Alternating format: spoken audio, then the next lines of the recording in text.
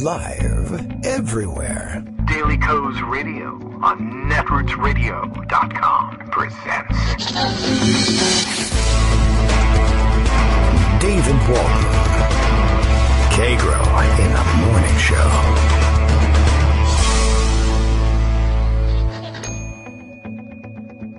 Now, here's David Waldman. Hey, here I am. Good morning, everybody. It is Tuesday, March 26, 2019. My date indicator on the computer is all ready to go, although it doesn't say 2019 necessarily. That I still have to either make up for myself or, I guess I could click. I can still do that. Everything seems to be moving pretty smoothly. Running into a little bit of trouble getting the laptop ready to run the show independently if necessary, but something. We're getting closer on that one. Apparently they have updated the software and they've upgraded the software and at least one of the pieces, and now you have to pay to get the old one.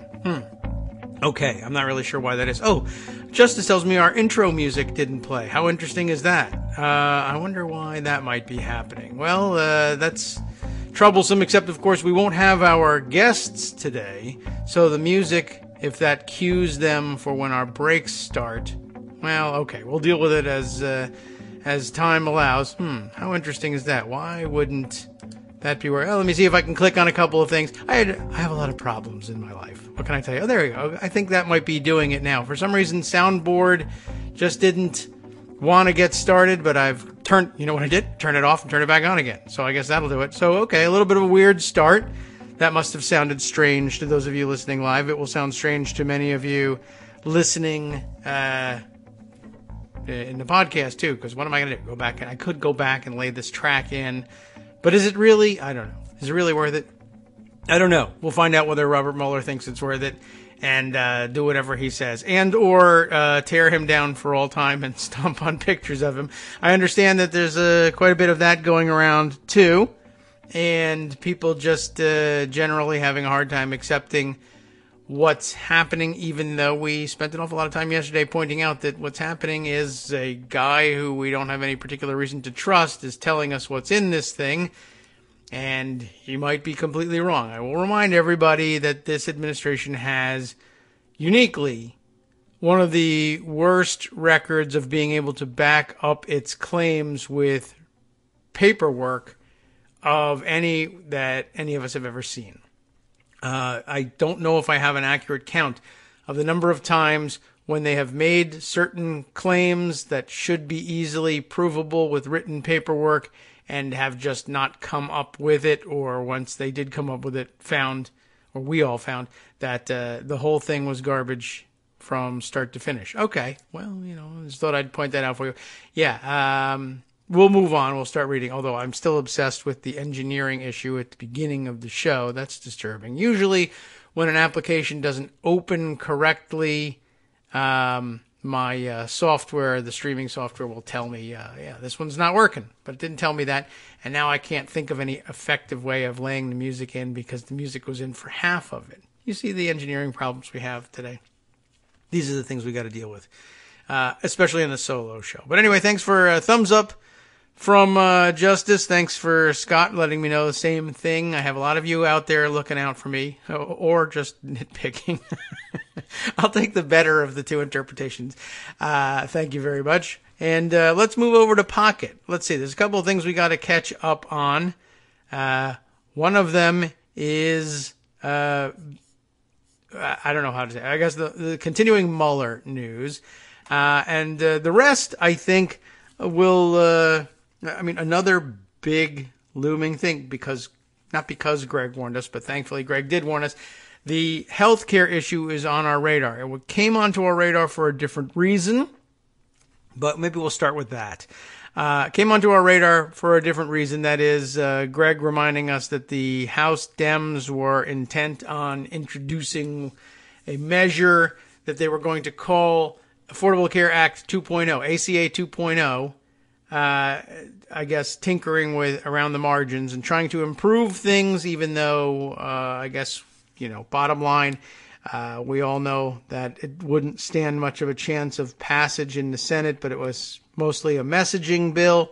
And That makes a good amount of sense. I mean, apparently every other article you read about what's happening on the Mueller front insists that a vast majority of the country isn't following that story and or doesn't care very much about it or can't understand it and therefore doesn't care very much about it. And that we meaning the candidates we most often find ourselves cheering for, I suppose, ought to be talking about substantive issues that affect real people's everyday lives, like healthcare. And now it irritates me a little bit to see it reported that way because that's what the candidates are doing, and I don't know why they don't get credit for that. And then you go and you ask them dumb questions and take them off message and then say, why don't they talk about things that matter? But, that's a constant game that we're playing.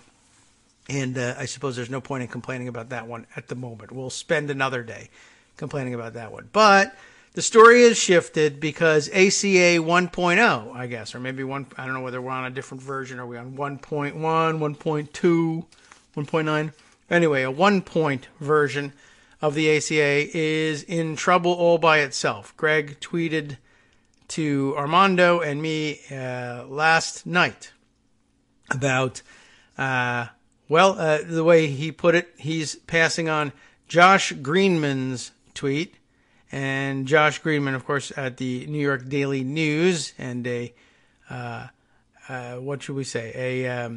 A Twitter bon vivant, I guess. Anyway, he says, finally, we will have an election that's a referendum on healthcare policy. Now, that's not giving credit to our politicians who are out there campaigning on the issue all day, every day, but rather, we will finally have an election that's a referendum on healthcare policy.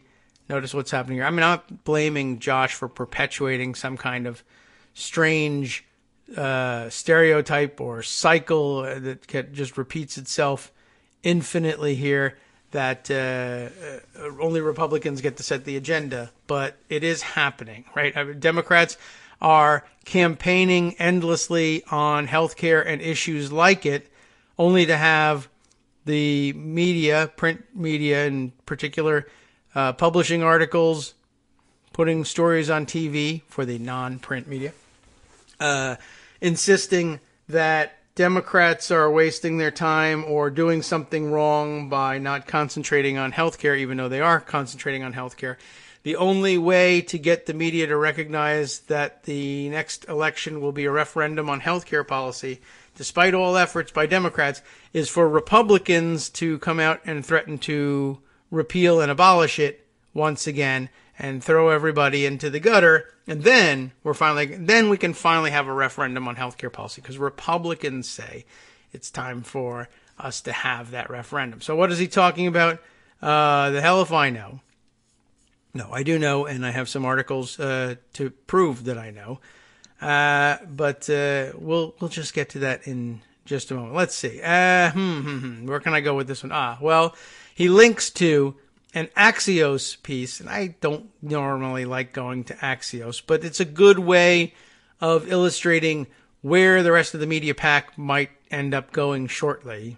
In many ways, sometimes Axios feels a little bit like the Drudge Report of the day, but they do a better job with their news.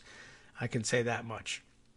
I mean, they're quite annoying, and sometimes they ruin it, but it's on the whole better than Drudge, by far. Let's be fair about that. I mean, they suck in many ways. Everybody should be happier. Tiny American flags for some of you, right? Abortions for some, tiny American flags for others.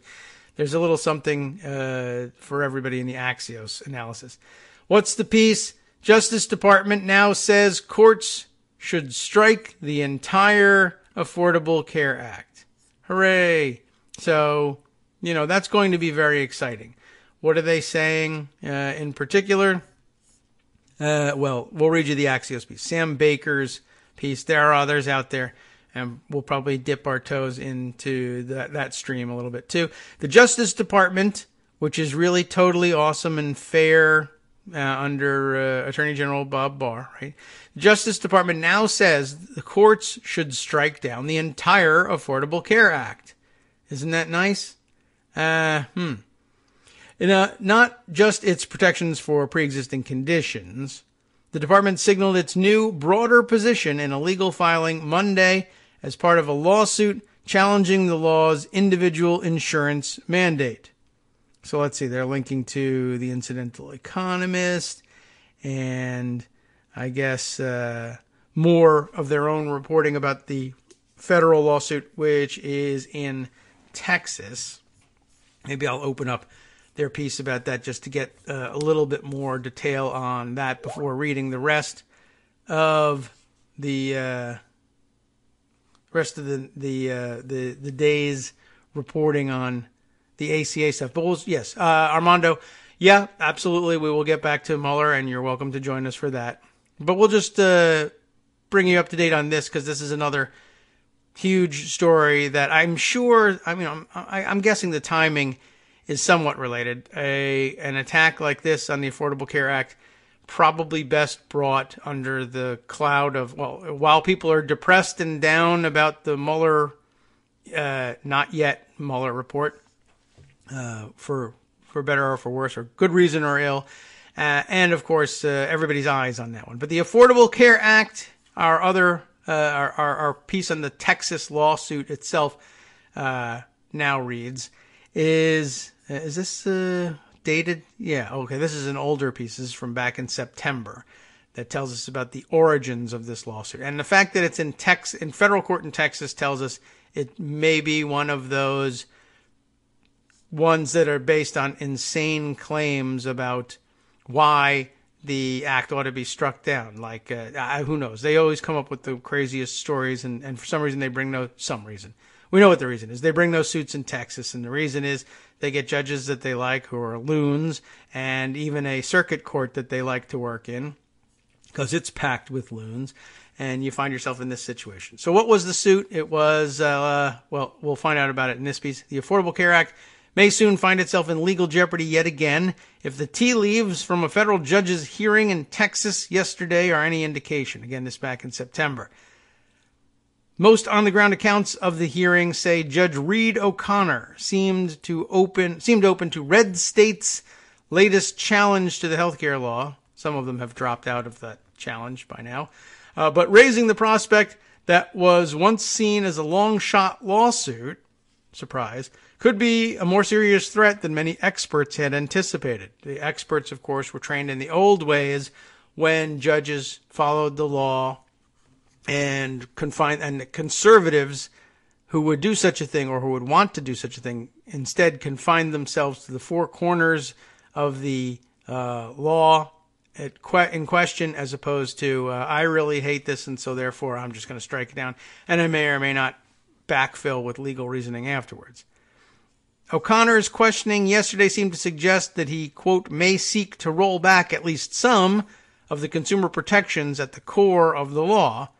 The LA Times' Noam Levy reports from Fort Worth. O'Connor returned repeatedly to arguments that architects of the healthcare law made in 2010 and afterward, that requiring people to have insurance was crucial to the popular consumer protections in the law, Levy writes. It's true that the Obama administration argued that the individual mandate in the law's protections for pre-existing conditions were legs of the same tool. Now that Congress has zeroed out the penalty for being uninsured, though, Democrats argue that if Congress wants to design an unbalanced stool, that's its prerogative. But O'Connor gave only cursory treatment to the baseline question of whether the individual mandate without an accompanying penalty could stand as constitutional, and instead skipped straight ahead to questions about how much more should fall along with it, per Modern Healthcare's Susanna Luthi. O'Connor, it goes on to say, even wondered if this might have been Republicans' endgame all along, that they zeroed out the mandate penalty secure in the knowledge that it could reopen the Supreme Court's 2012 decision upholding the mandate. Why isn't that the proper intent to be drawn from the 2017 enactment? O'Connor asked, according to Politico's Paul Demko. O'Connor said yesterday, and again, this is back in September, that he expects to rule soon, and I guess he has, and now we're in the appeals stage, On the initial question in Texas's lawsuit over the ACA, that's a gamble for Republican candidates in the midterm elections. And you know how they went, especially House incumbents who are already on the hook for years of anti-ACA votes. Democrats want to make this lawsuit and its challenges to the ACA's protections for people with pre-existing conditions a centerpiece of the midterm strategy that's focused on health care. How do you think they did? If O'Connor indicates before November that he's inclined to strike down the entire law or its most popular consumer protections, and he didn't, it'll be hard to brush off this case as irrelevant or downplay Democrats' warnings, even though Texas could still lose on appeal. Their bottom line here, if you're a Republican trying to dodge attacks that say you would let insurers once again deny coverage for pre-existing conditions, a pre-midterms ruling doing exactly that in a lawsuit backed by the Trump administration is not your ideal outcome. Of course, it doesn't help that even more than 8 years after the ACA became law, Republicans still don't have a competing plan to ensure that people with pre-existing conditions would be able to access coverage for those conditions. That's true. It doesn't help. And they would be justified in having noted, though they did not, and it would have made people mad at the time, but they would have been justified in saying, of course, it doesn't appear to hurt either, or at least not very much. Meanwhile, as expected, Supreme Court nominee Brett Kavanaugh said basically nothing of substance yesterday about this case or anything else related to health care, which seems to have been part of the plan. Now, heading back to the piece from Axios from yesterday, the Justice Department now says the court should strike down the entire ACA. Now, you know how they break down things in Axios, little sections. I skipped them in the last article, but why it matters. A ruling, I guess you could figure that out, right? A ruling striking down the entire ACA would upend major parts of the healthcare system. Millions of people would lose their healthcare coverage, and a host of seemingly unrelated policies, including new experiments in how Medicare pays for care and an entire class of prescription drugs, would also go out the window. Why? And the answer is another linked Axios article. And is it the same one as before, or well, I'm just curious. It's a different one. It's from December, and interesting. So I guess that the one from December would tell us exactly how the judge ruled and why. But, oh, look at this. It doesn't open in another window. I have to keep going back to get back to the current situation. Now, a federal judge ruled in December, we'll learn that now instead of reading the old article, that the ACA's individual mandate has become unconstitutional, which is walking down the street minding its own business as a constitutional provision, and suddenly became unconstitutional because of the way Republicans zeroed out the penalty for being uninsured. In other words, it was a tax penalty, right? And they zeroed it out because they love tax cuts. And the tax cut has somehow made the Affordable Care Act's individual mandate unconstitutional. As dumb as it is, I think we can all understand the mechanism there. And the judge isn't or wasn't entirely wrong in musing that it might have been the Republicans' design all along to do just that. And he was only too happy to accommodate them and to accommodate them by waiting until after the elections, which they lost so badly, or if you're Donald Trump, won so gloriously in November. So they helped them out with that and, didn't do them a whole lot of good in the House, but it seems to have done the trick in terms of stopping the bleeding there and in the Senate as well. Okay. Armando, you want to come on and talk about the ACA thing too? Sure, it's a legal issue. Why not? I'll have the door open for you. I'll read through this while we're getting ready for you. So, a federal judge ruled in December that the individual mandate has become unconstitutional. Now, he said that the entire ACA also had to fall along with the mandate. That is the position that the Republican attorneys general who had brought this lawsuit had advocated. And I did mention that as control of... Wow, I think for some reason I can't get the laptop to mute properly. There we go. I think we got it now. But that will resolve some of our echoing issues. All right, hang on a second here, Armando. I'm almost through with the Am I echoing? No. You sound fine to me. No, we would have heard two laptops or two computers ringing when you called is all. Because the sound is supposed to be off on the laptop. I'm getting used to the indicator lights. I have this wacky touch bar thing on this laptop, and it shows me a button, and I can't tell whether the button, it's press this in order to mute things, or you've already pressed this, and we're indicating that you have muted your laptop. I can only tell when you call. But okay, I got it straight now. So here we are with a judge who I guess has ruled that, I don't know whether he threw out any severability claims or whatever, but he's sticking to the Republicans' broadest pipe dream about what to do with this lawsuit, that if the mandate is now unconstitutional, then the whole bill collapses with it. The whole thing goes, and not necessarily because mechanically it takes it out, which, it could by itself, but that if one portion or at least one key provision of the bill is unconstitutional, he will refuse to recognize any severability claims and take the whole thing down. So, at the same time, yes. Well, can we stop there for a second? Yeah, sure. Because you really have to go back to Roberts' decision in 2012. Okay. On this, and this is the house that Roberts built. And the reason this argument can even be made is because John Roberts is a hack. Whoops. Yeah. And I think it's worth looking at an article that came out about the backroom dealings that happened on the Affordable Care Act decision. Everyone says, oh, they're just interpreting the law, and it's all BS. Mm-hmm. Well, I don't know the writer's name, but she's come out with a book, and there was an excerpt of it about the Affordable Care Act. Maybe I can find it at some point and give it to you to put in the story today. But as we all suspected at the time, there was horse trading. Yes, that was Roberts, the phrase. in the initial conference, voted to strike down the law. It was 5-4 against. He flipped. Yes. He actually was not going to take down the Medicaid portion. He was just going to take down the exchange. Yes. Okay. Because of being able to sever the exchange from the rest of the bill. Mm-hmm. Right? You could have kept the pre-existing conditions, which obviously didn't work too well without it, but or at the very least, you could have kept the Medicaid funding.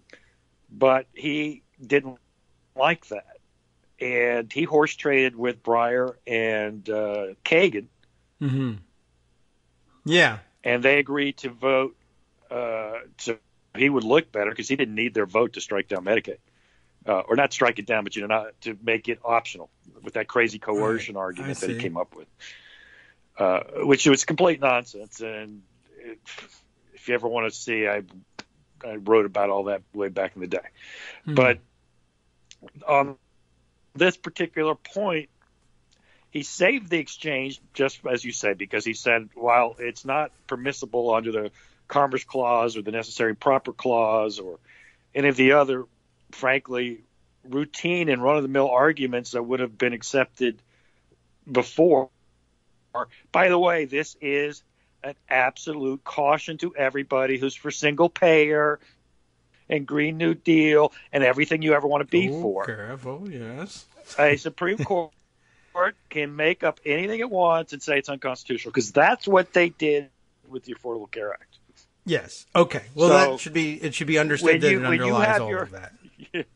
Not to go on a tangent, but if your focus on the future does not include getting control of the Supreme Court, or at least neutralizing the Supreme Court, then you have no plan at all. Okay. I think that's a fair assessment of things. Whether, regardless of what you might think about the Green New Deal, you should recognize, okay, so assuming you wanted to adopt it or some form of it, you need to be watching out, eyes in the back of your head all the time, because, there are certain 5 people that could find a way to simply say, yeah, everything goes out the window. Oh, you're saving the planet? Well, I say you're not. And that's we got to keep. I mean, we had that campaign. No, it's even better than that. It's unconstitutional to save the planet. Right. Yeah. Sorry, you're just not going to be able to do it. Constitution Nope, is the founders planned on us burning up into cinder. That's exactly what they and you said. have to amend the Constitution if you want to change that. Right. The Constitution is a suicide pact, and Absolutely, that's it. But the good news is it is also a genocide pact. So if you still believed it wasn't a suicide pact, you can simply concur separately that it's a genocide pact. If we're killing everybody else. Exactly. It concurs. Justice Thomas would go further and say that we're all supposed to commit mass suicide on X day. That's right. It's written somewhere, I'm sure. But, I mean, we're joking, but it's an important point. They really can make up what they want. Yes. They were doing politics then. Because why was Roberts scared? Roberts was scared because he was afraid of how it would look. It would look like 1937 all over again if he struck down the Affordable Care Act. It got him panicky. Okay, and why 1937? Just reminding. 1937 is the year that the stitch in time saves nine argument. That's when the Supreme Court flipped on all its New Deal jurisprudence, so it was striking down everything that FDR was trying to do to save the country, and so that we wouldn't. Owen Roberts switched his vote on a bunch of cases, and all of a sudden, the New Deal was constitutional. Yes, and all the air was let out of the court packing idea, which is where we are once again. All right, so just want to bring that around to the historical tie. That's why I bring it back. Yeah, okay. Well, let's see. We got a couple seconds here to our first break, but I see. Well, we're gonna have to continue with this in the next segment. There's an awful lot happening. No, there's more to say here, and I think I found the article you're talking about. Because I know you weren't finished. Okay, yes, excellent. Well, hang on just a second, and we'll give it some thought for 2 minutes and see if we can come back organized. Hi, it's me, David Waldman, your host for Kagro in the Morning, with a brand new interruption to say thanks to all of you who support the show. Remember when I told you that our average monthly donation was about $7, for which you were getting 2 great hours of news and entertainment 5 days a week, and how that came out to about 70 cents an hour? That's a pretty good deal, except it's wrong. The math actually works out closer to 17 cents an hour. It is hard to beat a deal like that, and even harder to send your kids to college on. Thankfully, Patreon.com makes it easy to make that work. Patreon, Patreon.com, is the simple, secure way to make recurring monthly contributions to support our show. Just search for me or the show name on the site, and they make it easy to crowdfund the show so that the power of our numbers can keep the show going for just a few bucks a month. Once again, thanks so much for all your support.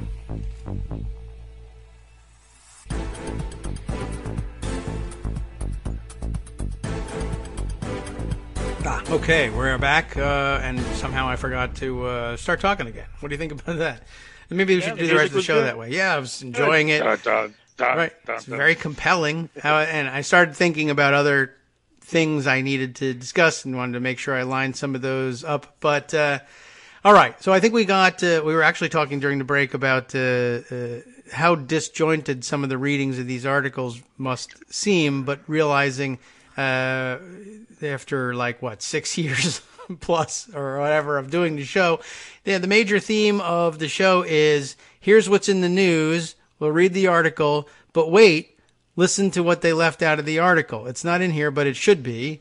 And it may be no fault of their own. Editors may say you don't have space for that, but that's just the limitation of print journalism. But now that we read it all online, that shouldn't be a limitation of print journalism. It just traditionally somehow has remained a limitation of print journalism. And it's our job. It's usually your job as the reader, an informed reader, to fill all those blanks in your head. But there's an awful lot of information out there, and we all forget from time to time, and it pays to give context to all this. And you can only do that in podcasts. And even when you do it, well, I'm sure there's other formats. Blogs, yes, but then you have to do all that writing and typing, and you get carpal tunnel syndrome. Here, we just get lockjaw at the end of the day. And we even so, at 2 hours, we have to leave it there. So we haven't solved all the problems. But let's see, there's a little bit more left to the current, just a tiny bit left to the current Axios piece, but that'll lead us to more discussion. But let's see. So we have the federal judge in Texas ruling that the ACA's individual mandate now is unconstitutional. I was walking down the street and fell into a unconstitution hole. And then that's it. He said the whole ACA has to go along with the mandate. The Republican attorneys general who have filed this suit, that's always been their position. That's always been their hope. At the time of the ruling, though, the Justice Department had agreed that the mandate was unconstitutional, but said only 2 other provisions needed to go, I guess as a result, or maybe just because they felt like it. The one requiring insurers to cover people with pre-existing conditions is a big deal, and the one prohibiting them from charging those customers a higher premium, which is the other side of the same big deal coin. And it's not really 2 provisions, it's one. But I don't know. The argument that they were making at the time was that because there no longer is a mandate, those 2 provisions, the protection for people with pre-existing conditions, right, and the limitation on pricing for such persons, also had to fall. But the rest of the law could stay intact for whatever it was worth. Which was considerably less. Now, to be fair, to the judge who decided this case, Roberts said that you needed it to be called a tax for the whole thing. The severability argument was rejected to the degree that it was even forwarded at the time. The reality is the Obama administration played chicken with Roberts, and then they won, saying, it's not severable. The whole thing falls or rises or falls altogether, which wasn't true, in my opinion, because the Medicaid expansion absolutely could stand all by itself. It's just money and who you cover. Yeah. But that's the argument that was forwarded, and in essence, at least implicitly, the severability argument was rejected in the Supreme Court case. So you can't say that this judge was out of left field, but finish the article. Okay. There is only one more bullet point here that says now, though, and this is the key point of the headline here. The Justice Department now says it agrees with the judge's entire opinion and won't challenge any part of that ruling as the case heads through the appeals process. So the federal judge said the whole thing has to fall. The Justice Department at the time, which was a Trump Justice Department, said, oh my God, that could cause nationwide panic. No, we don't agree that the whole thing has to fall, but just the big part that you all care about, which wasn't really worth that much to try and, sever those 2 parts. But okay, now they realize, what the hell? Let's kill everybody. We agree with the whole thing. Let's think about the political calculus there. They were going to argue for taking out the most popular part of the law. Yes. It was political suicide with nothing to really, it hurt people with pre-existing conditions, of course, and insurance companies could make more money or not cover people who cost them more. So it would have helped the insurance companies a little bit. But in terms of the politics of what the Trump and Republican base wants, it didn't do them any good. No. So as a political matter, it was, if you're going to argue to support this decision, well, then guess what? Might as well go all the way. Yeah, and I guess so. The whole thing down. And they can cheer about, we said we were going to get rid of the Obamacare, and now we've done it. And people, certain segments of their base would cheer and say hooray, and then you would remind them that means you have no health care. And they would say, I don't care, Brexit. People are shooting themselves in the feet all over the world. What do we care? Let's do it too. Well, let me put the focus on one particular senator. All right. Who I think should be our number one target. Her name is Susan Collins, who said this was not the repeal of Obamacare when they passed this.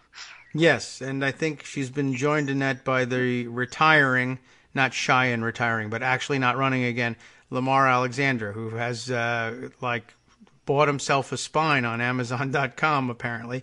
It's disposable. Don't worry about it. It'll go away soon enough. But now that he's not subject to threats to his seat, because he's giving it up, has all of a sudden found out that, climate change is real. That was yesterday. And today that, no, it wasn't the Senate's or the Congress's intention to see the whole act repealed. Oh. Whoops. So John McCain, posthumously rescued, he gave a thumbs down and made Trump furious, but the whole thing wasn't intended to take down Obamacare anyway, so it's okay, and now he's friends again.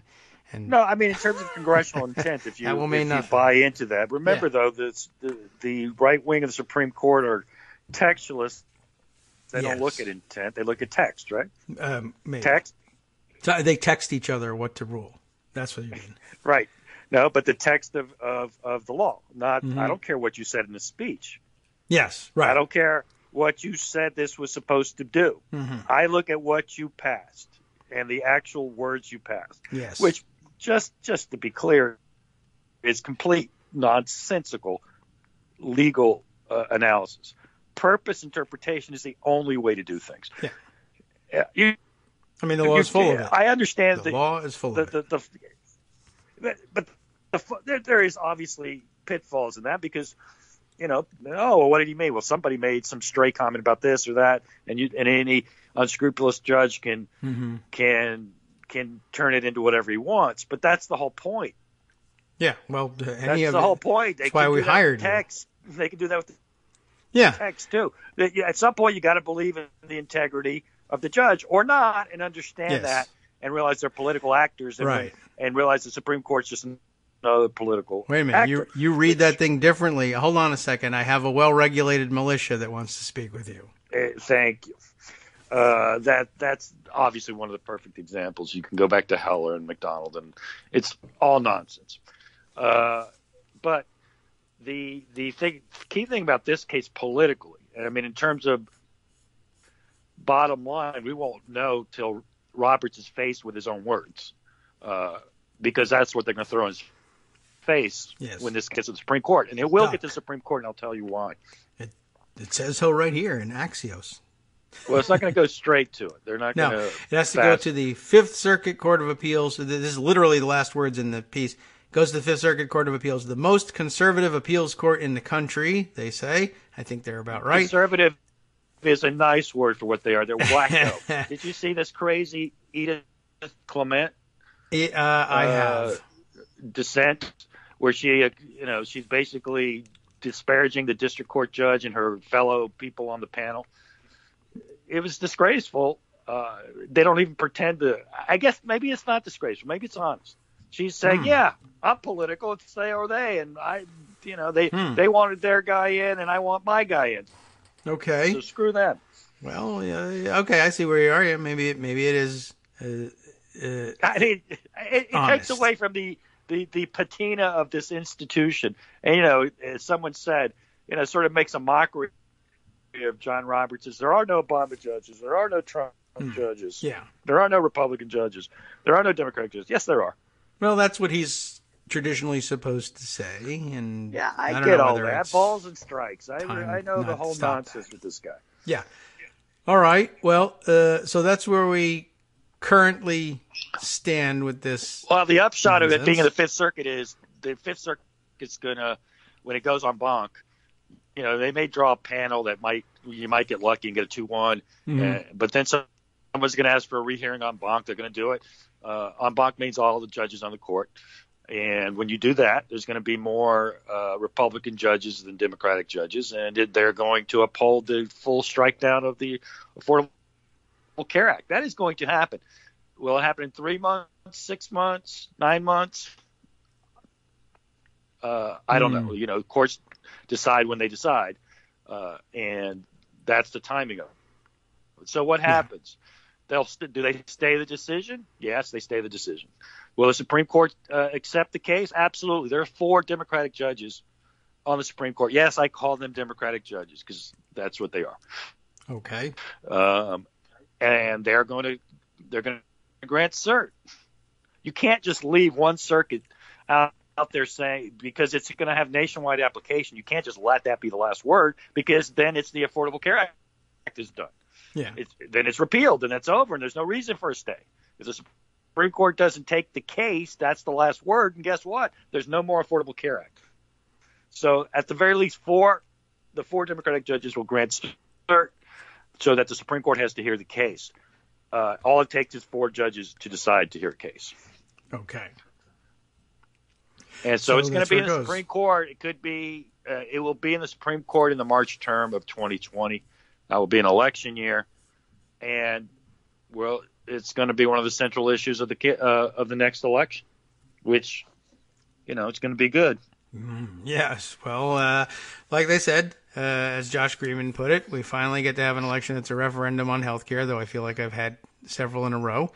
But not everybody always recognizes it. When I was looking, by the way, for the article that I think you were talking about, and I guess there's a couple of them here, because it's all about a new book. I guess the top hit here is Mother Jones. I don't know if it's a review of the book or just a discussion. New book reveals, I've got to wait for the thing to open up. New book reveals the Obamacare cowardice of Chief Justice John Roberts. That's Kevin Drum's February 1st take on this. And I don't know if that's necessarily the article you were thinking of, but I will note for the record that the second hit on the Google list is a 2012 piece in Politico. And I know that when I saw the discussions of the book, they were saying, okay, well, it was horse trading by John Roberts, among others, but you have to have somebody to trade with, and I guess that person was Elena Kagan. And Breyer. And so I thought, okay, well, that seems new and revelatory. But here I see Josh Gerstein writing in July of 2012 in Politico, Justice Elena Kagan, overlooked turncoat on healthcare law? ? She made a deal. Yeah. And I guess it was obvious to some people in 2012. I don't think I paid close enough attention to remember. I wrote that she made a deal too. All right. And now in 2019, Blockbuster, new book says what you knew in 2012 is true. Yeah. And I mean, so it just confirmed it. The rest seemed like, you can see it from the public evidence. The decision in the Medicaid case makes no sense for the jurisprudence that Kagan and Breyer would embrace. Frankly, it's completely out of left field, period. Mm-hmm. But you knew that would have come from Roberts for whatever reason. Roberts was he's a politician. He wanted to say, look, I look what I did. I gave freedom of choice in the states. I'm a good federalist, which he's not. He's the opposite of a federalist. But, federalism has now been turned on its head. The Federalist Party was the national government party when it all started. But anyway, be that as it may. Right. The way the votes lined up, it seemed pretty obvious that there had been a horse trade. Yes, all right. And the way the story is, he first went to Kennedy to get him to agree with what he wanted to do, and Kennedy said, "No, I'm a principled jurist. I would never horse trade." Okay. Seriously, that's Kennedy's the most full of crap guy in the entire United States, with Roberts being a close second. But they did. But the stories are recent. I forget. That's because Scalia's dead. It's not Joan Bisquipa.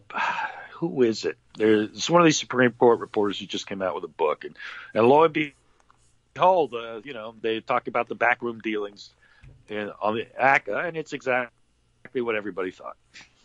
Yeah. Although it is Joan. It's at least the book that I'm looking at, the chief. It is Joan Biskupic. Yeah. Biskupic. I don't know how you say it. Yeah, I'm not certain either. I was hoping you knew for sure, but okay. Yes. So I got that right. How about that? Yeah, remarkable. Okay. So here we stand with this, and that's to be, you should be keeping an eye on that. And the timing, I guess, couldn't be better for the wacko Republicans who, for whatever reason, want you to know that they are coming for your health care and hope you die soon.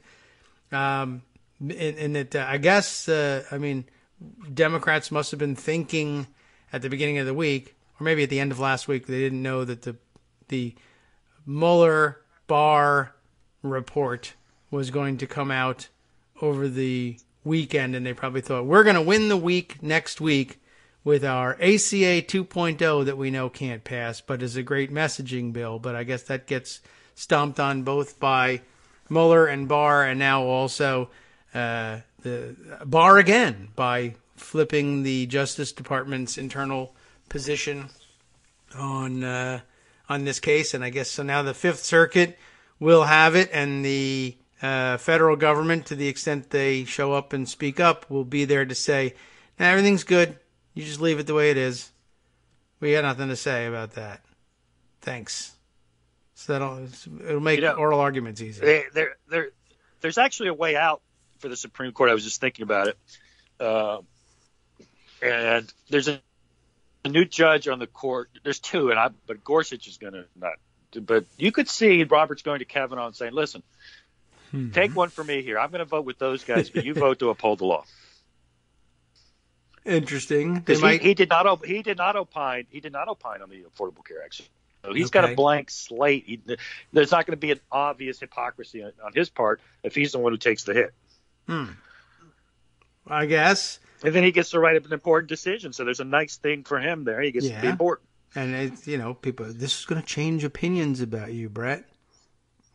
People are angry with you still. But it might be what he wants because and the people like Akhil Amar and Neil Katyal and all these people who supported Brett Kavanaugh. Right. It actually makes political sense, and it gets the Republicans off the hook too. Right. Liking beer is a pre-existing condition, Brett, and you're really going to want to save yourself here. It makes sense for you to do this. Yeah, you hate liberals on everything else, but you just happen to like this one. You could let Robert sort of agree, but explain why in a concurrence where he doesn't agree with the main opinion or something like that. I'm just telling you, these guys are politicians. Sure. Do not kid yourself. This is all going to be politically worked at the Supreme Court. Either Roberts is just going to say, and Kavanaugh are just going to say, nope, that's it. The guy's right. I've got to live by what I wrote in 2012, which I actually don't think that's what he's going to do, because there's a reason he did what he did in 2012. He didn't want the court striking down the Affordable Care Act. Yeah. I don't think he's changed his mind 7 years later. I mean, I guess he could do that. Wants it to happen. Yeah, I'm using different logic entirely, but the point is I'm consistent in what the outcome was to be the same. So I didn't want to strike down the whole law. That was the point of what I said. The fact that it doesn't make any sense anymore is neither here nor there. My intent was to see the law survive, and that's what I'm going to do this time. I just don't know why. Listen, I've said this on this show many times. I was taught from the legal realist perspective, Carl Llewellyn, the Bramble Bush, and all that. And I think it's been proven true time after time after time. So I would give you that analysis as well. I don't expect,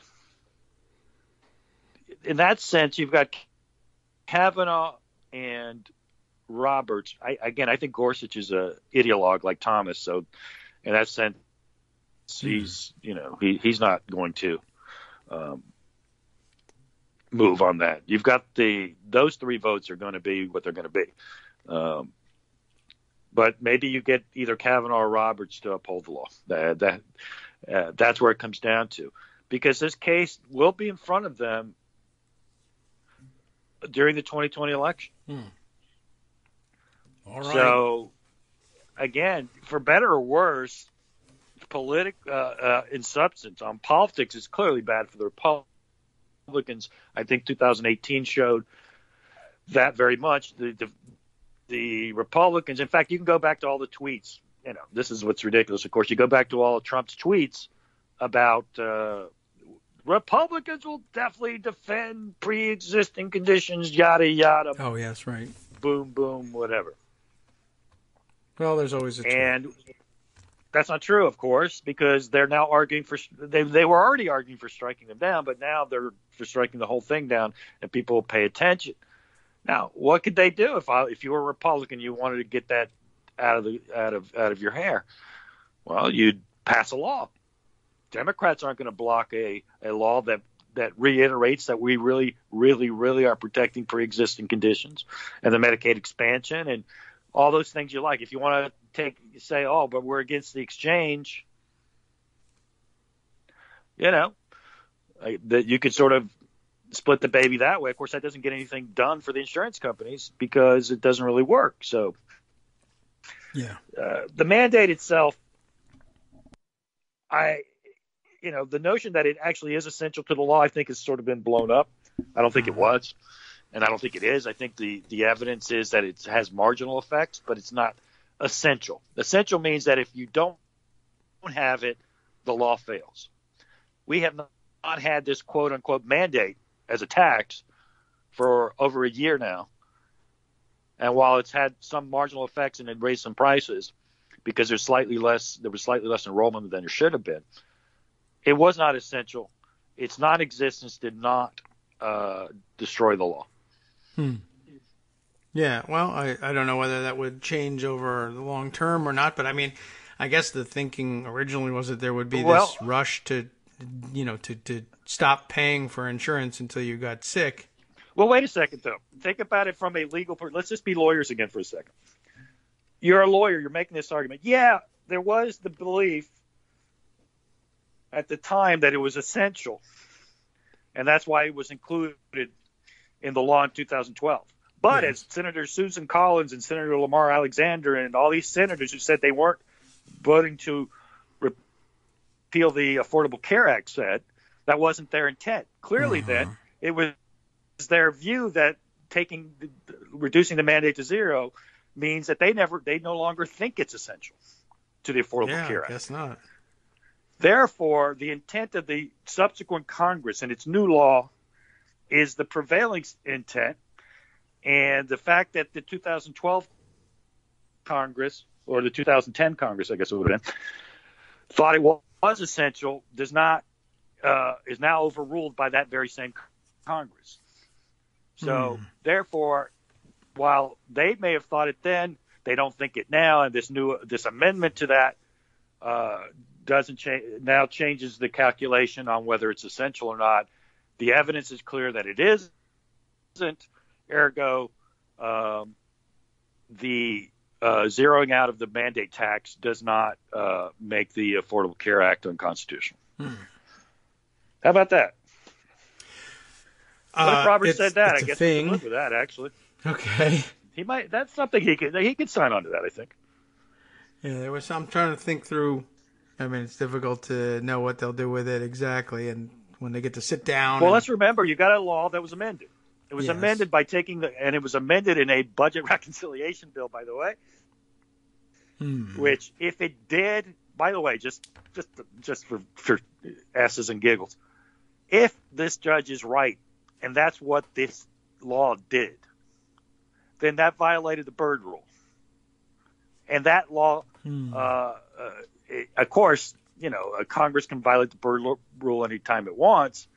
But in theory, if you care about the Byrd Rule, when nobody does, really, when the chips are down, except for Democrats, that means they did a substantive bill under reconciliation rules.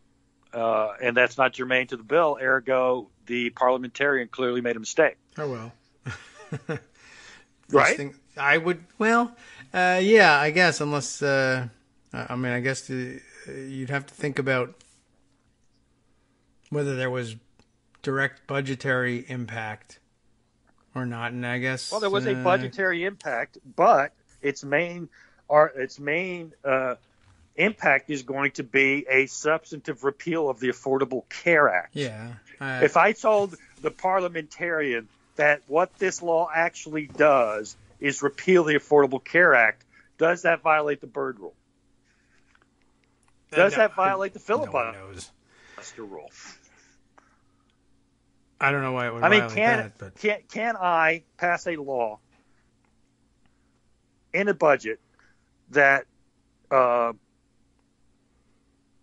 puts a $1 million tax on ownership of a gun? Every gun you own, you owe $1 million in taxes. Can I do that by reconciliation?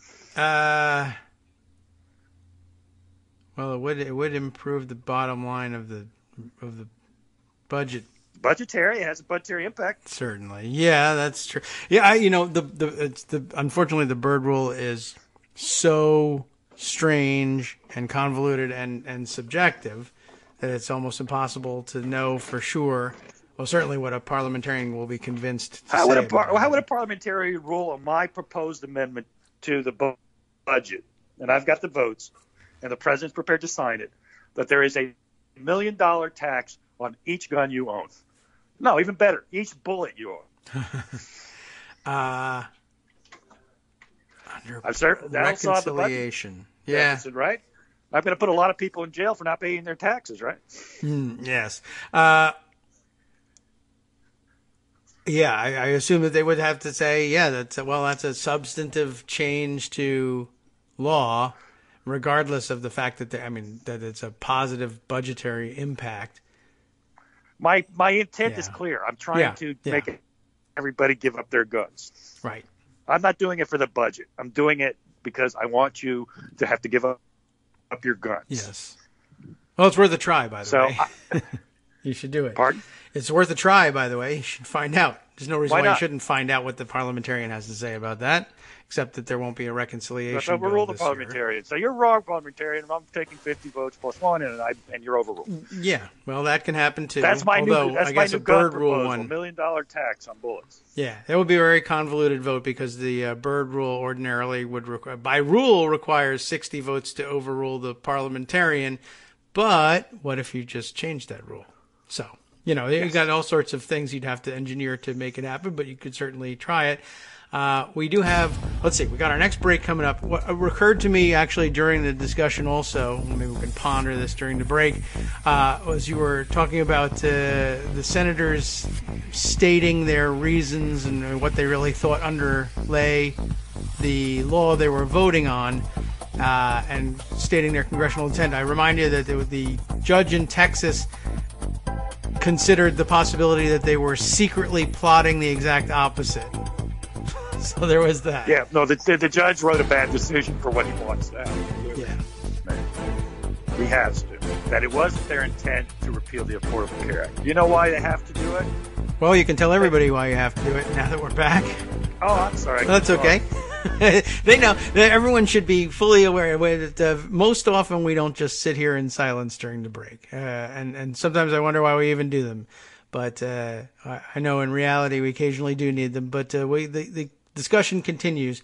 Yes, the judge in the Texas case, while I'm certain spending most of his time telling everybody that he doesn't pay any attention to congressional intent, wrote for himself some kind of weird escape clause in there. I mean, it won't make any difference and nobody has to pay any attention to it. But the idea that, maybe there is such a thing as congressional intent after all, because maybe the congressional intent was to pass this 2017 law that they knew would undermine the ACA and mandate eventually that this case would come and in this form, and that we would be able to use it to strike down the entire Affordable Care Act. And it was a secret plot, despite the fact that they said they thought they weren't striking down the whole ACA.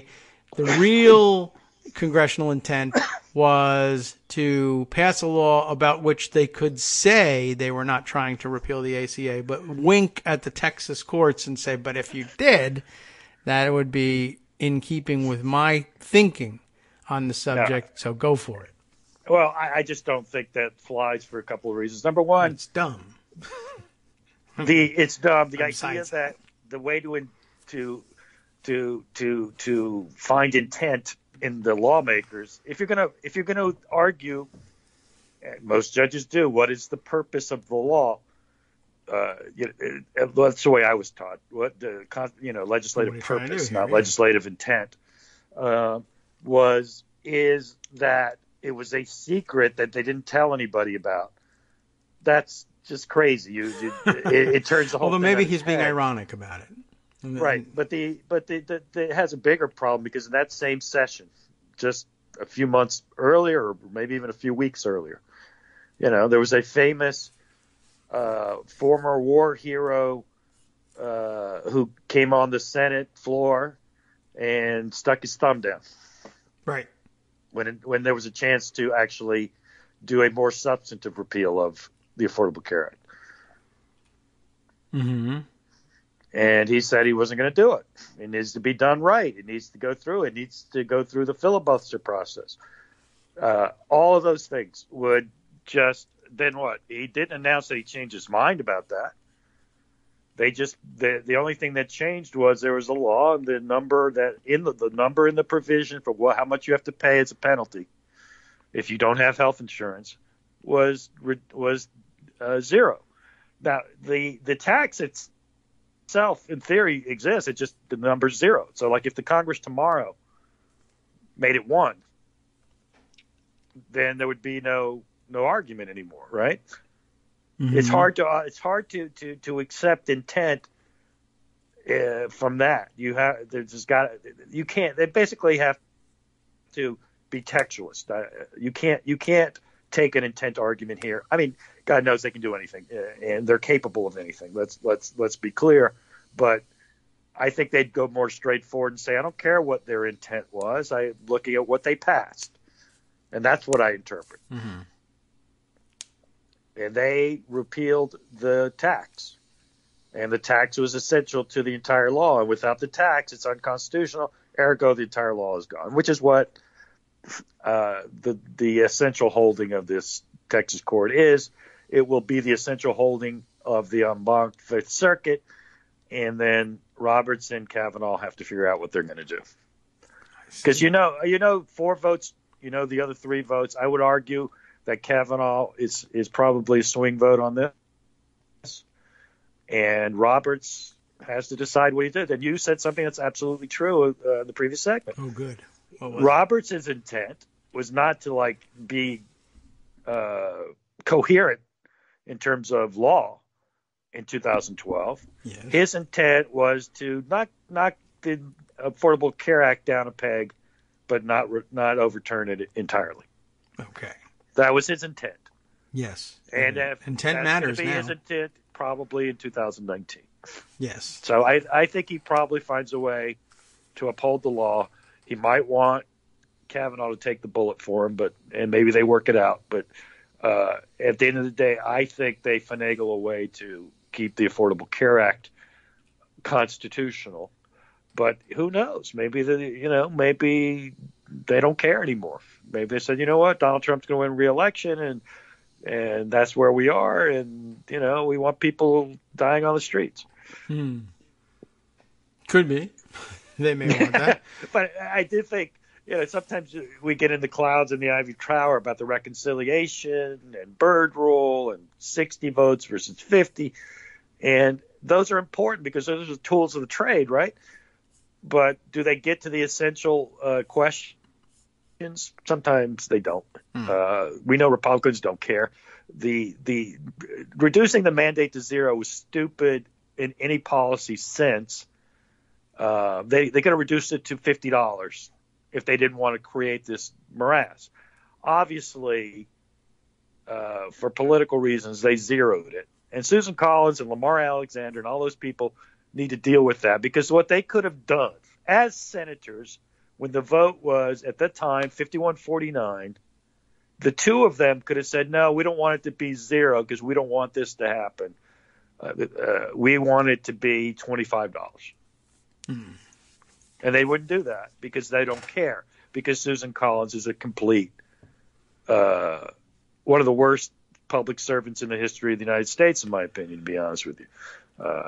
She's not just a politician. She is the politician the worst way. The speech defending Kavanaugh was one of the most disgraceful moments I've ever seen. A lot of us despise her, and I think she's given us good reason to. Yes. And she's not the worst voting Republican senator. You could say, well, why don't you despise Ted Cruz more? You know why? Because Ted Cruz is what he is. All right?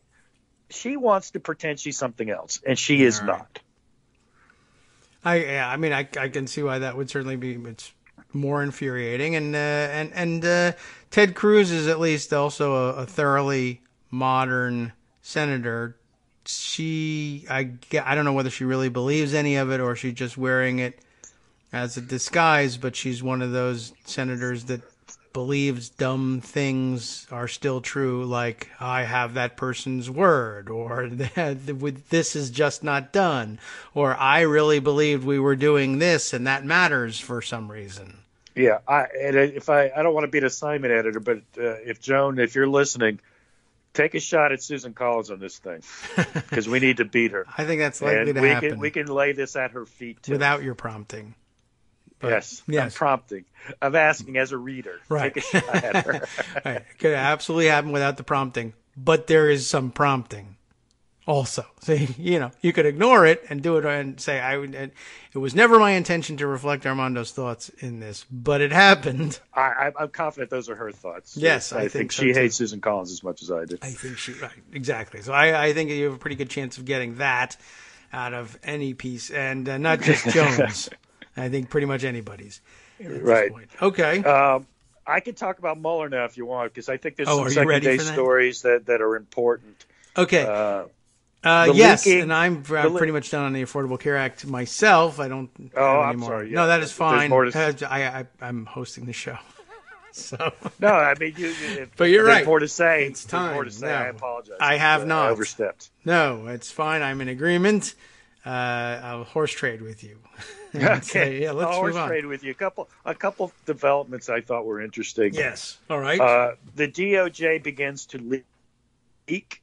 You know, when Mueller was in charge, and still on the Mueller side of things, there's no leaks at all. Yeah. Okay. You see no reporting saying Mueller said this or Mueller said that. Everything is coming from DOJ. There's a few interesting leaks. If he disagrees with Barr's assessment of it, he's not saying so. That's correct. We have no indication on that. The first interesting leak to me was that Mueller told Barr 3 weeks before that he was not going to express an opinion on obstruction.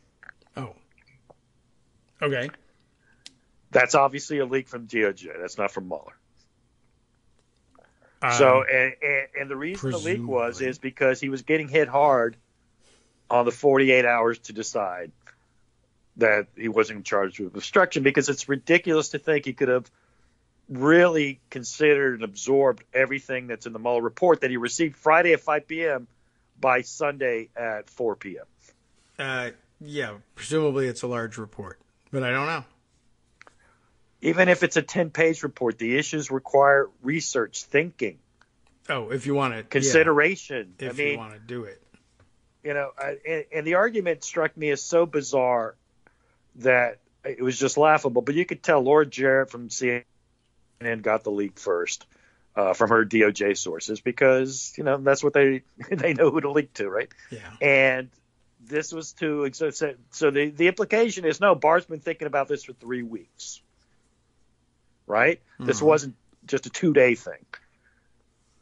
And my response to that is that doesn't even make sense. And I analogize it to this, and you can see if this is convincing or not. A judge knows when someone's going to file a brief on an issue. The judge knows what the issue is. Yes. Right? Consider the Supreme Court. They say questions presented. Right. You know, these are the questions that I'm going to be asked. I can start thinking about this now, right? I don't have to wait for the briefs.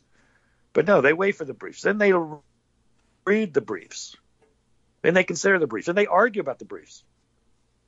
And then they write what they think, and they have a conference vote, and then they start writing. And they're still thinking about the questions, right? Yeah. And that's not a 2-day process. That's not even a 2-month process. Lots of times it takes 6 months. There's just no conceivable way that makes sense that he would be. I don't know what the Mueller report says, but presumably lays out the fact. These are the facts that support charging on obstruction. These are the issues that might argue otherwise. Okay, well, I've got to take each of those issues in turn. I got to consider the strength of the evidence that's been presented to me. I've got to do a whole bunch of stuff before I decide what I'm deciding. You don't do that in 48 hours.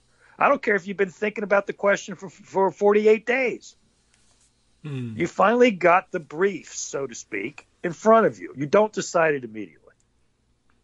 I mean, you're not supposed to. If you want people to believe you read it and considered it. That you duly considered it. So the second right. argument is, Rosenstein was advising him. So you're saying to me, well, Rosenstein, who knew everything throughout the case, therefore, he was already thinking about it, and nothing that Mueller told him is a surprise. So he already had all this information. Yes. Okay, so what you're saying then is that Rosenstein made the decision. Yeah, it's a Rosenstein letter. So why not just let Rosenstein write the letter? Why is a good question. Because Barr could have recused and made himself look fine. It would have been better politics to say, hey, Rod, you write the letter. Yeah, even without recusal, just say, he's been here the whole time. You write the letter. And just say, I concur. I guess. I don't know. I thought that was crazy, but it showed that the fact that they made that leak tells me they felt that was a vulnerability. Yes. By the way, it occurs to me now as you're pointing this out, the entirety of not the entirety, I guess, but vast majority of the Democratic membership of Congress just spent 6 months, a year, whatever, saying, I'll wait for the Mueller report. I'll wait for the Mueller report. The smart thing to do is to wait for the Mueller report. And Bob Barr said, not me. I ain't waiting for the Mueller report. I know what the answer is. However, I am waiting for the Mueller report as a trigger for the release of my letter saying no collusion. Exactly.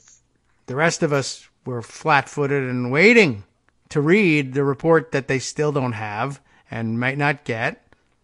Well, let's talk about the might not get part next, if we can. Okay. But no, it goes to you waved a red cape in front of me about Democrats and the way they fetishize the Mueller report. You know what I've been saying since January, and I think you concurred with me. Do not wait for the Mueller report. Yes, there were many reasons not to. Treat it as, listen, that Mueller's doing what he's doing, but we're Congress and we're going to do what we do. Yes. There were many reasons not to wait, and we stated them. The new one that I'm reminded of is the other guys aren't waiting. Nope. Why are you? Well, because we're above it all. It's not like you have infinite time.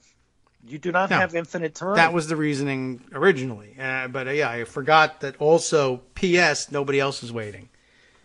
So you're behind the eight ball, and you're going to end up again with another situation where Republicans are miraculously first to the television cameras with a fully formed conclusion, which they'll announce to CNN, which will become the first draft of history, and all Democratic warnings to the contrary and appeals to let's really wait and see and ponder the issues becomes whining and sore loser and yada yada. And as somebody else made the exact same analogy this morning on Twitter, you have a Florida 2000 situation on your hand. First to the cameras said, "This is what happened." That's a great comparison. I hadn't thought of that. That's exactly what happened. I have to find the person who said it so that I can credit them properly. Credit them. In the meantime, I did it, and I'm great. And in a few minutes, it's a great analogy. It really is, because Marcus at Queensberry in a mixed martial arts fight is just stupid. I mean, and of course, what makes it remarkable, of course, today is demand. Everybody should apologize to Donald Trump Day. Oh, yeah? Okay, good. But the most striking thing that happened in all of that, to me, was this, in terms of the spin. Kevin McCarthy, of all people, well, he demanding was right about Trump. Adam Schiff step down from the Intelligence Committee. Okay. Why? Because. Like, what? Because. Okay. Yeah. I swear to God, Putin pays Trump. Schiff should step down. Schiff should step down. Arr. Well, the good news, I think, is in this sense, I think Schiff should have been a little more aggressive on it, but he actually made it. He's already got a very good angle on this, which is, look, I'm accepting there's no collusion. I just want to know why Donald Trump is doing everything Putin wants, and I also want to know why he was going to get these monetary benefits like a hotel, a tower in Moscow, and why he got this loan from Deutsche Bank, and all this money laundering things. I'm not saying there was collusion. I'm just saying there was a quid and a quo, which is, I think, very clever because, in essence, of course, he's still talking about collusion. In essence, a tacit agreement that you'll do this for me if you do that for me. And the fact that Donald Trump is compromised, all those issues in theory are still live. All that Robert Mueller supposedly decided, and by the way, I'm sorry if I don't genuflect to Robert Mueller's conclusion before seeing what he based it on. This is the other thing. Oh, well, now Mueller's a bad guy. I'm going to take his. No, I didn't say he's a bad guy. I said he's probably wrong. From what I know publicly, I have a hard time accepting what he said, what his conclusion is. I'm open-minded enough to read how he reached his conclusion. So give me the report, and I'll tell you what I think. Yes. Right? Is that something that is so hypocritical? Saying I actually want to see how he reached his conclusion. I would assume the opposite would be true if he had said, yes, there is collusion. There is collusion that people, I could even imagine the lawyer for the president saying he wanted to file a rebuttal. I mean, that might have happened, right?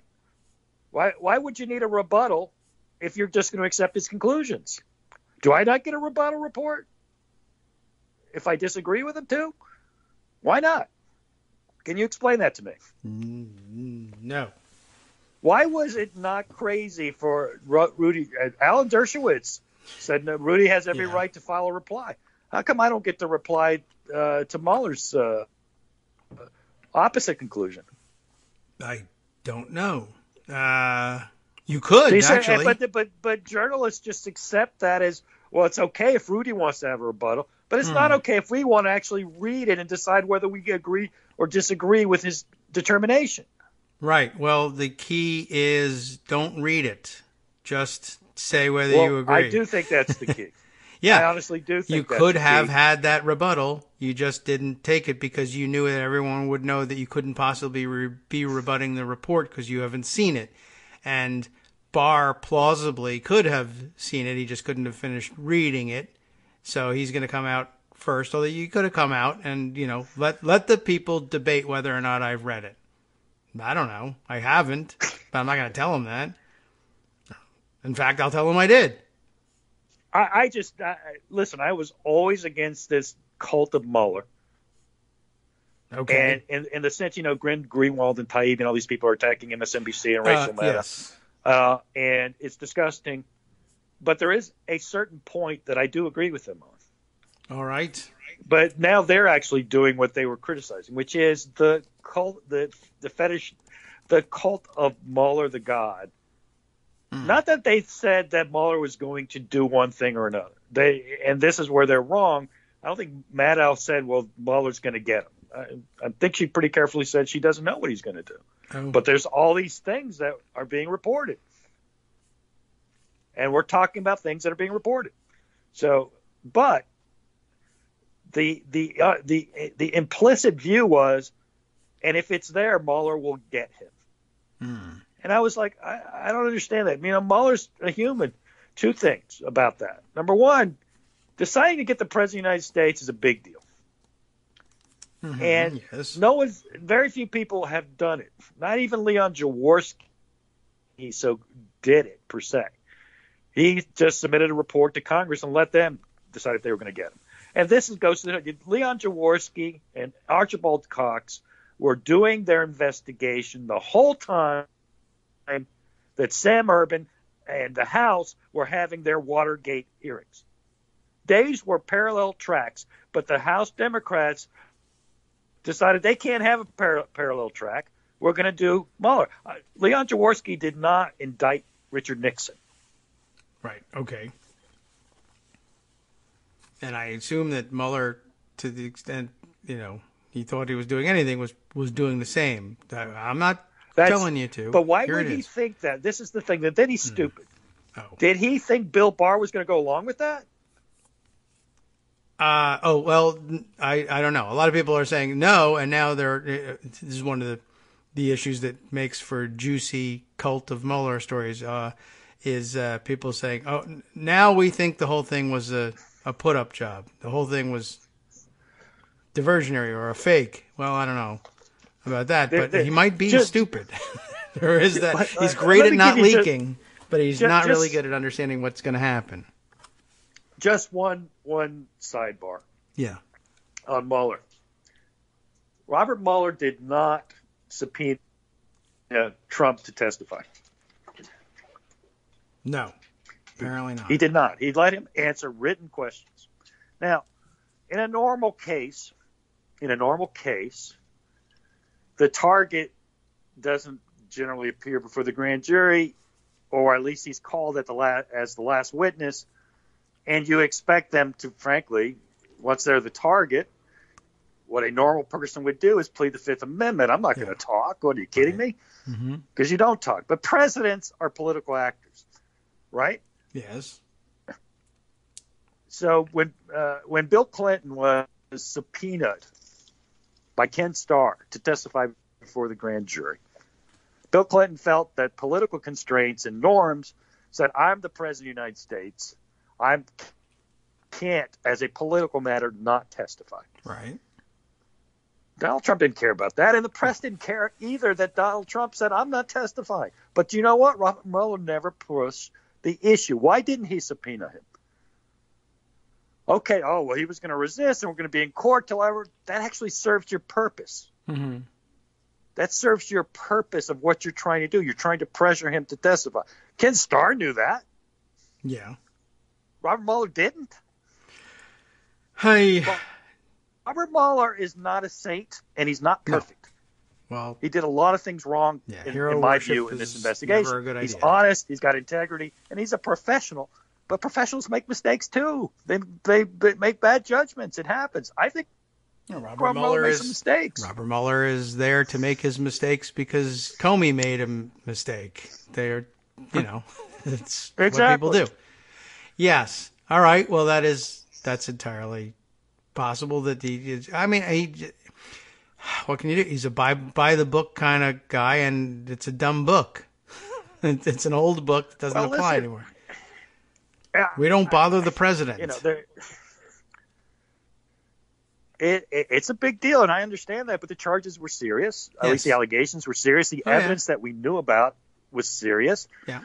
And it required, frankly, more than what happened.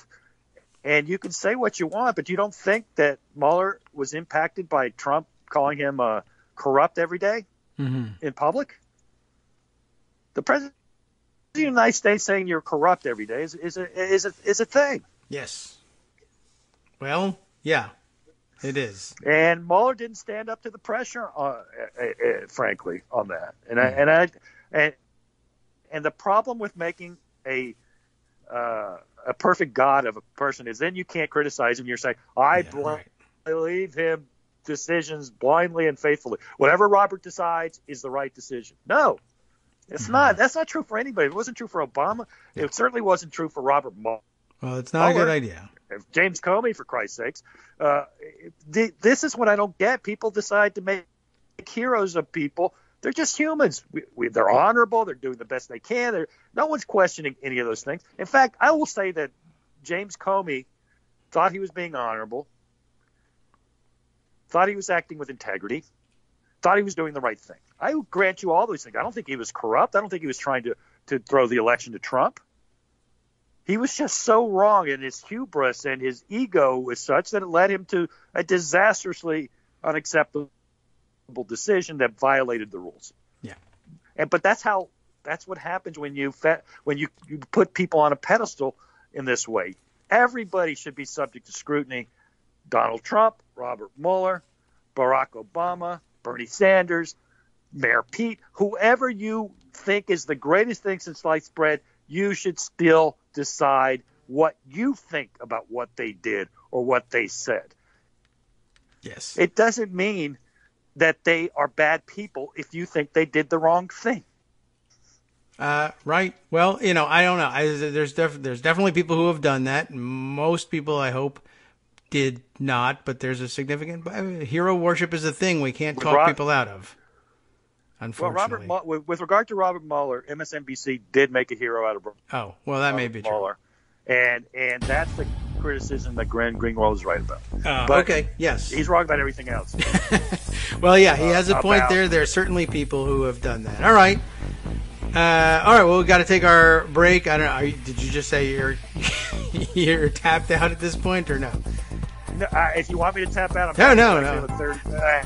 I have one more thing to talk about. Okay. Well, we'll bring that up in our next segment. We'll be back in 2 minutes. I think it's still going to be Mueller when we come back, too, because why not?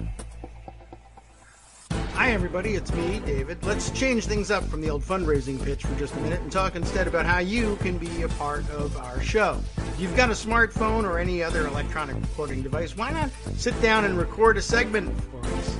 Read us an important article and give us your take. Read one of your own original essays, or even just give us your commentary on something you'd like to share that's important to you.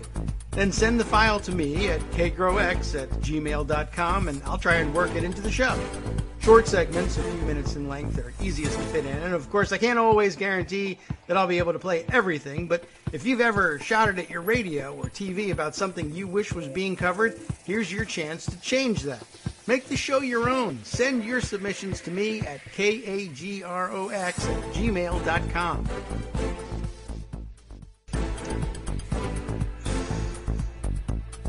Welcome back now to the Kagro in the Morning Show here on Netroots Radio. We still have more to discuss on the Mueller front, but to take us back to that conversation, I guess I'll go back and give credit where I can for the Florida comparison to Florida 2000. There are at least two people that I had seen make mention of it. One in a one-hit quick tweet, Will Bunch of the Philadelphia Inquirer, who frequently has interesting insights on this sort of thing. Good. The GOP playbook, he said on Monday, the GOP playbook has never changed since the Florida recount in 2000. Declare yourself the victory early and very loudly, try to cement public opinion, and then fight like hell against the actual truth. So a short and succinct way of saying it, and a more expansive way, but not terribly expansive, so that I can actually read through, comes from, who am I looking at here? Julian Zelizer, historian at Princeton University. CNN guy. CNN political analyst, co-host of Politics and Polls, and co-author of Kevin Cruz on their book Fault Lines. So both guys making tremendous contributions on Twitter and I guess on television from time to time. He writes, this week, just a couple hours ago, so I guess he didn't see Will Bunch saying it, or maybe he did, but this week starting to remind me of the 2000 presidential election. This is what I was thinking. Republicans declare victory before the results are actually in. Republicans count on the national media to quickly repeat their conclusion. PAC journalism gets to work. When serious concerns emerge about the results, Republicans stand by the initial declaration of victory. Meanwhile, they charge that Democrats are being sore losers by asking legitimate questions about what's going on. The GOP then tries to force an ending to the controversy by running out the clock. And then finally saying after the Supreme Court stopped the Florida recount in December of 2000, Republicans acted like there was a clear mandate and a national consensus about the results, and they never looked back. And the media played along. Yeah, so there you go. And interestingly, he then emails his own or sends his own thread to ThreadReader app with the unroll request, which is usually something other people do about things that they think you have stated very well. But Julian convinced that he had stated it very well himself, and good for you. You should have confidence in that analysis because it's a good one. Yeah, I mean, the thing that he doesn't talk about is how Democrats react to that. And in that sense, we have something to learn from Republicans. Don't worry what people say. Yeah. Go do it. Oh, yes, that reminds me. Speaking of don't worry about what people say, go ahead and do it. I thought I would announce for all of you who have been excited waiting for this opportunity. The door is open now for you to publicly call for the execution of Donald J. Trump. So don't worry about doing that. You can go ahead and do it on Twitter, and I'm pretty positive that when the Secret Service shows up at your house, you can just point to Sarah Sanders calling for the execution for treason of the various members of the citizenry who were pretty sure that Donald Trump had colluded, and say, well, I wasn't the one. I'm just going along with Sarah Sanders' legal analysis. Donald Trump's treason should result in an execution. And, I'm saying we have to go through due process first, but I'm also saying that it's a capital crime that I charge him. I've got a frame for you for that, too. Okay. Okay, I agree that he didn't collude with the Russians. He just committed treason for the Russians. Yes, without their knowledge, if you insist. Surprise! I'm handing you the keys to the country. Parallel tracks, Yes. Trump was Putin's puppet and worked for Russia, independently of Putin working for Trump. Right. It didn't. That's all it means, right? Yeah. They did not reach an agreement to do these things, but they just happened to do it. He committed treason on behalf of Russia, and Putin basically worked to have Trump elected. Yes. They just happened to do it on independent parallel tracks. That's all. There's a defense to it. You could argue, and I think you would have to if you were charged with a capital crime. You try anything. It's the president's prerogative to turn policy over to anyone he wants. And if Professor Dershowitz agrees with you, I might agree. It's scary, but it's out there. But we spent part of Monday musing about that toward the end of the show. Like, if a guy decides to run for president on the platform of overt or secret political union with anybody, Russia included, and you say, I'm cool with that, and so does the Electoral College, then that's policy, not treason. Unless, of course, you are upset about that and decide to charge the president with treason and convict him. There's a great quote from the past that I think is applicable here. And it's the following one, which is, if the president does it, it's not illegal. Yeah, well, that's true. I mean, it's not true. But that is a true quote. That I don't remember who said it, but somebody did say that. It was Putin, I think, said it, and says it today. Well, it's certainly true in Russia. That's for sure. That's, I don't know if he knows about the earlier instance, but if he does, then so much better. I don't know whether Julian saw Will's tweet, but they're both right. I don't know if Putin read Nixon, by but the way, they're both right. I do have a segue to add to what Julian and Will said, which is declare victory, but also, declare victory and say the game is over. No, you don't get to see the stuff that might change the game. And in that vein, I think an important thing to look at is Barr giving the White House the chance to redact damaging testimony on spurious claims of privilege.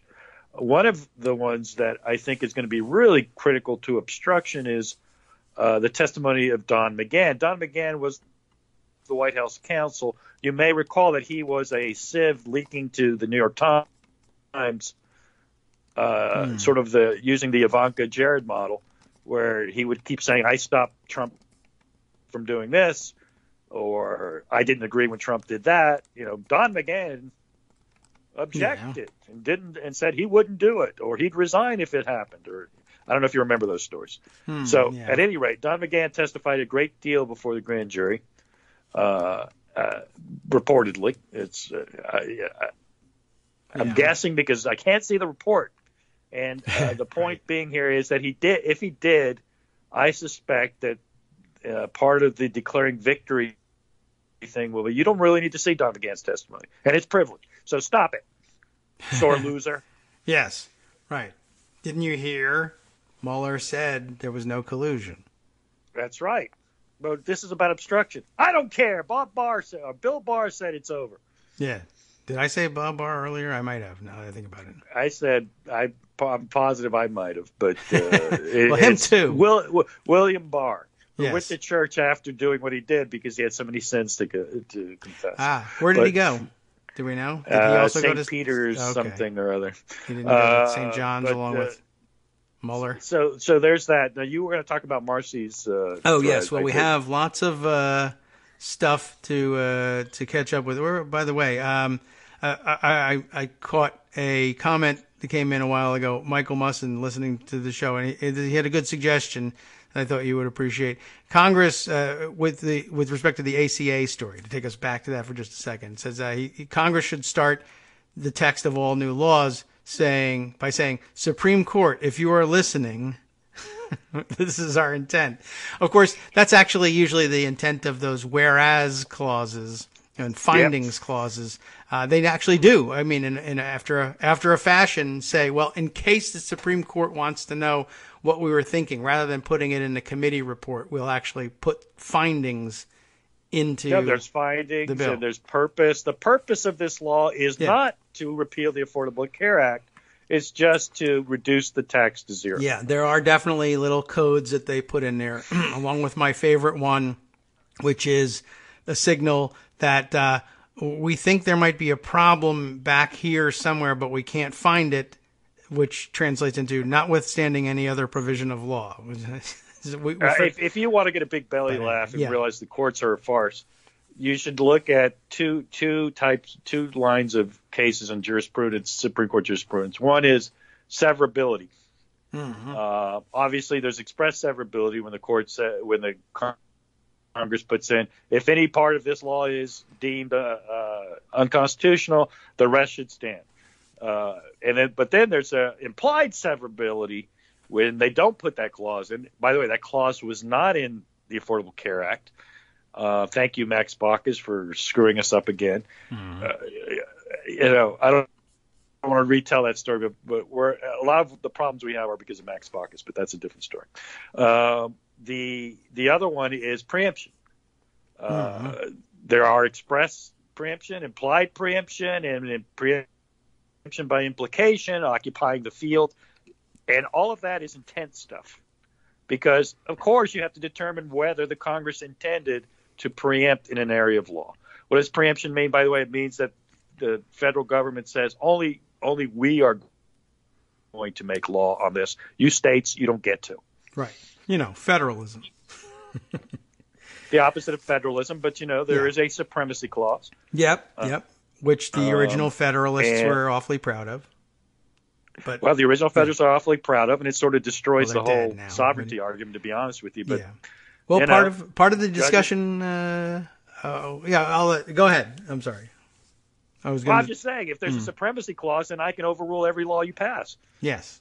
But it's right there. Show you in the Constitution where it says the federal government can override every state law. It's right here. The one that the federal laws are supreme over all others. Mm-hmm. So I can show you in the Constitution where it says the federal government can do that. Right, and then the only way out of it for the current Federalists, who are the opposite of the original Federalists, even though today's current Federalists say they're originalists, just to make sure everyone has that right on the scorecard, they say, yes, but that wasn't the original intent of the founders. All right, right. They have to argue intent, because if you go to the 10th Amendment, which is what they hang their hat on, yes, it doesn't say anything like that. If you have never read the 10th Amendment, which is the foundation of this whole federalism thing, it says all powers not granted herein are reserved to the states or the people. Mm-hmm. Now, how does that trump the supremacy clause? Ask Antonin Scalia, Mr. Textualist. You can't, because he's dead. But if he was alive, you could ask him, and he would just argle-bargle you.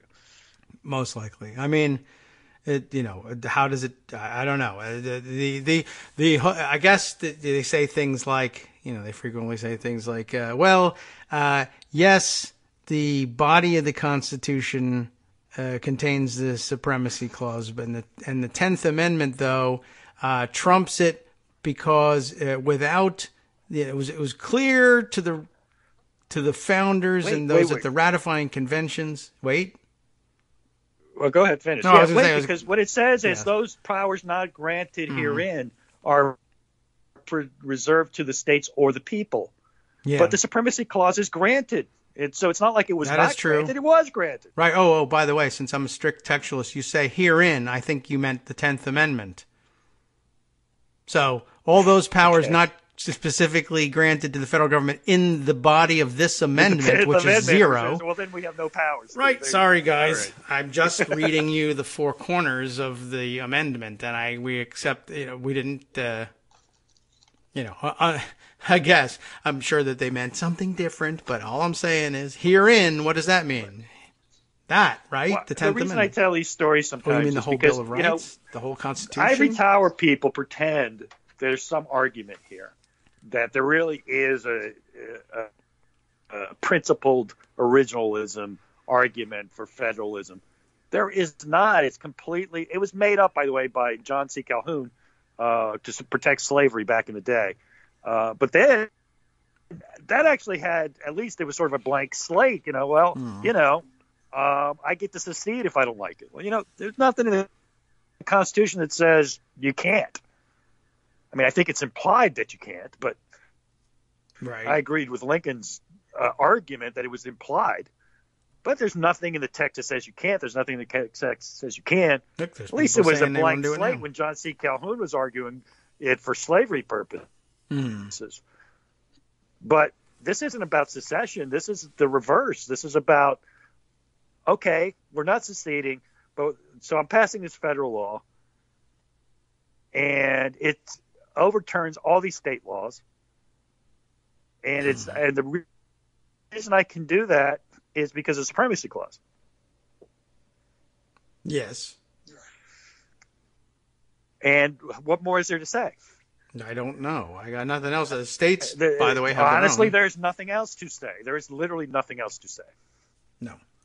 And the concept isn't what offends them either, because the Republican states are full of state legislatures overturning local ordinance all the time, usually in favor of something else dumb, gun laws.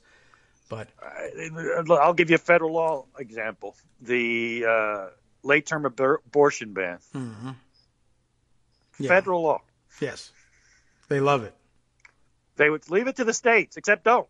Yes, right. We've left it to the states. They haven't done a good job with it. We're going to preempt them all. Sure. When they need it, they need it. That's very gimmitarian of them. It's worth pointing out. I guess... you were going to talk about Marcy. Yes. Because as usual, you and I will go on our own tangents. Right. Although now, let's see. What else was I thinking about? Yesterday's discussion about... presidential prerogatives and the prerogative to hand over the keys to any advisors he want, even if it's Vladimir Putin, I guess, made me think. What would it remind me of during the last discussion? I can't even recall now, but I guess. The privilege question. No, maybe, yeah. But now I'm. All right. Well, at any rate, So I have Marcy's piece here, and I also have, I guess, continuing from. Yesterday's speculation about, if the president campaigns on and gets elected on a platform of I'm going to let Russia dictate our foreign or, for that matter, domestic policy, there isn't really much that you necessarily can do about it, under some theories anyway. Just wanted to point out that, it's still very speculative that there even would be, do the Russians think about this sort of thing? And then occasionally there are weird hints, like the Bloomberg article yesterday that I didn't happen to get to. Russia urges Trump to grab chance for new ties after Mueller. That's about as overt as it gets. Not the long ties. He can wear them long, like is that right? Can he wear them not as long? Or? Yeah. They have to be new. Bow ties. Anthony Halpern and Henry Meyer writing in Bloomberg that, I guess no ambiguity about how Putin sees this. Russia urged U.S. President Donald Trump to seize the opportunity. Other people, by the way, urging Trump to seize the opportunity to, bring his domestic agenda forward. Whatever your Lindsey Graham said, you're at the height of your power. Because the opportunity. Yeah. Let's talk about this Russia. The opportunity. What opportunity? I'll tell you. It's the opportunity to reset relations after Special Counsel Robert Mueller's report found no evidence of collusion between his campaign and the Kremlin. I guess they're aiming at, now that you're going to say to everybody that you're not guilty of collusion, you can either come and collude now or or do other things. I think my reaction to this, somebody else had said something like, well, now that one of the Republican senators, and maybe with Lindsey Graham, the cloud, having been lifted, what are you going to do? You're at the apex of your powers now. You have more power than ever before. What are you going to do with it? And I think that Trump's answer, because his interest is in collecting emoluments and making money, is now that the cloud has been lifted, I have much more room to cloud again. We can do I can do the tower. Yeah. I can do the Moscow Tower now. Yeah. Now it's not collusion. It's just good business. There's a chance. Just logically, though, let's take this statement from Putin seriously. The report says that Russia interfered in our election to help elect Trump. It does say that they did. It doesn't say that he knew it. How is the cloud over Russia lifted by this report? It is not. It is the cloud around Donald Trump's head is lifted.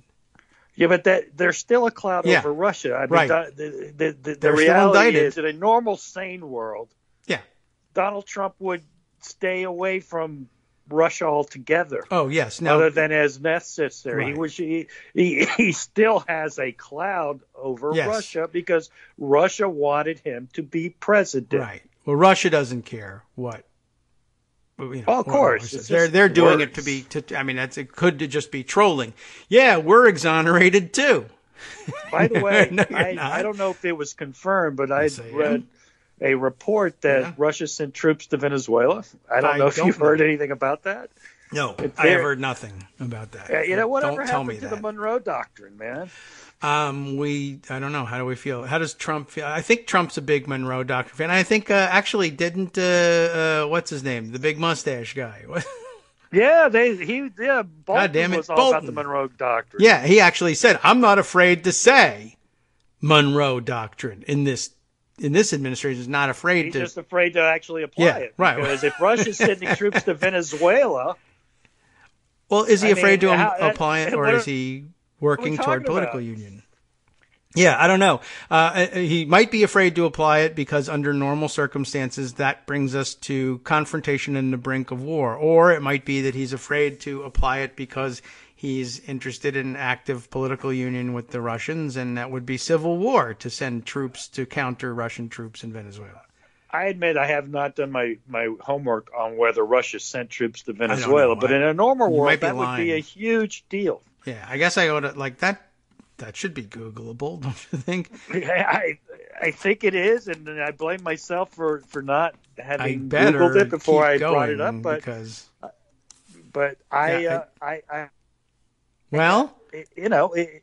It's a story that, frankly, has its significant implications because, closer ties, what? You want our troops together in Venezuela fighting each other? I don't know what Putin has in mind if he sent troops to Venezuela. I don't know either. Here's what I got, but I mean, at this point, we better check, right? Right. All right. So top stories. There's some video ones. Venezuela crisis, the BBC reports. Russian military planes land near Caracas. Okay, what kind of planes? What do they have, right? U.S. versus Russia, everything you need to know about the battle for, I don't know why that has to do with Venezuela. Russia's deployment of military planes to Venezuela sparks something. That in the Moscow Times. I'm not sure what to make about that. RT America has a story. Maybe they're trolling us. Fox Business. Russian military planes carrying troops land in Venezuela. Report. Fox said it, so it can't be fake news. Right, exactly. So let's see. Here's Reuters. Russian Air Force planes land in Venezuela carrying troops. I mean, they could be going to Venezuela for a vacation. I don't know. 2 Russian Air Force planes landed at Venezuela's main airport on Saturday, carrying a Russian defense official and nearly 100 troops. according to media reports, amid strengthening ties between Caracas and Moscow. A flight tracking website showed that 2 planes left from a Russian. Okay, so they're there. There's 100 troops. I don't know what they're going to do with that. Maybe it's just to accompany the general, but maybe he's advising about how to do. Who knows? It's not good, but we don't know what they're doing there. But okay, I mean, at least you have a basis in reality. I want to make sure before we continue to say that, and people say, "What tinfoil hat thing going on here?" But apparently that's bad.